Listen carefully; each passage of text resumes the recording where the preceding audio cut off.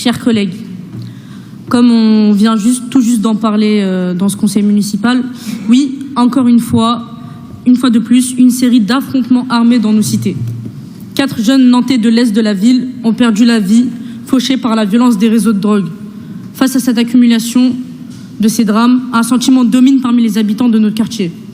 Celui d'un sentiment d'abandon, d'un épuisement face à une situation qui se répète. L'impression que ceux qui décident sont très loin de notre réalité. Je tenais à vous féliciter, Madame Joanna Rolland. Après 3 mandats et plusieurs morts, vous comprenez enfin qu'il faut miser sur la prévention ainsi que la médiation. Dommage qu'il y ait dissonance entre ce que vous dites et ce que vous faites. Plus qu'à voir si, dans ce mandat-là, vous allez faire des choses.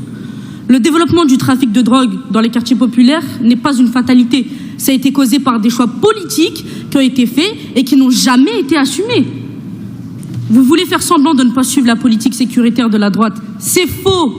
Nous voyons sans cesse passer les camions de CRS envoyés dans nos quartiers. On a aussi vu vos centaines de caméras installées chez nous pour bien nous surveiller partout où nous allons. Vos politiques sécuritaires ont créé un climat dans lequel nous sommes tous vus comme des potentiels délinquants et non comme des citoyens à part entière. Des citoyens qui ont le droit à la sécurité et qui ont le droit au respect. Le sentiment d'abandon n'est plus un sentiment, car oui, nous sommes abandonnés par toute forme d'institution. Nous le savons et nous l'avons en quelque sorte assimilé. Où sont les jeunes de quartier populaire au conseil municipal? Où ils sont? Nulle part. Nulle part. Parce que vous écartez la politique. Vous écartez la politique. Parce que vous nous écartez de la politique et des lieux de pouvoir qui décident de nos vies sans jamais nous donner la parole. Les réponses du gouvernement de la droite ont toujours été de faire plus de répression, plus d'armement, plus de caméras. Et encore, carrément Bruno Retailleau qui voulait nous envoyer des chars de la gendarmerie.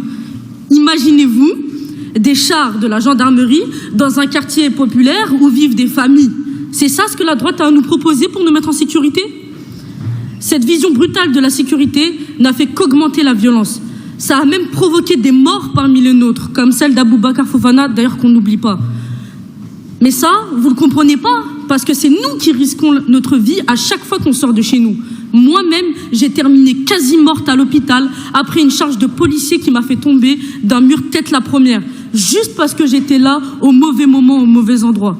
Et figurez-vous que là où j'étais, juste au-dessus, il y avait une caméra 360 toute neuve qui ne m'a ni protégée et ni permis de me rendre justice. Les images n'ont jamais été utilisées.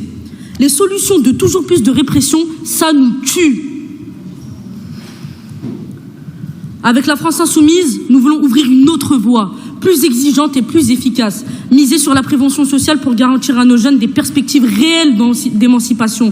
Mettez des moyens humains à la hauteur des enjeux, doublez le nombre de médiateurs de quartier, recrutez plus d'éducateurs de rue, rétablissez une police municipale de proximité, formée à discuter, protégez les jeunes qui veulent quitter un réseau et leur famille. Créez une citadelle pour les jeunes victimes des réseaux de drogue. Nous voir comme des potentiels délinquants, mais comme des citoyens à protéger. Il faut aussi beaucoup plus financer ce qui nous protège. La prévention, l'accès à l'emploi, la solidarité, le logement. Mais pour ça, on n'a pas besoin des gens du centre-ville pour venir nous imposer leurs projets décidés à la mairie. Il y en a marre. Car depuis des années, il y a plein d'initiatives dans les quartiers faites par des gens qui y habitent, qui connaissent les problèmes et qui ont la confiance de tout le monde. Il faut juste qu'on ait les moyens de créer, les moyens de nos projets nous-mêmes, de gérer nos associations nous-mêmes, d'accompagner nos jeunes, de créer nos réseaux de solidarité, notre lien social, nos fêtes et notre art. L'argent qui nous est accordé dans cette ville va trop dans des grands projets déconnectés car ils ont été créés par des personnes non concernées et pas du tout accessibles ni adaptés pour nous. Je vous demande donc aujourd'hui, combien de vies faudra-t-il encore sacrifier avant que vous ne décidiez enfin d'agir à la hauteur de l'urgence de nos besoins? Combien de vies? Combien?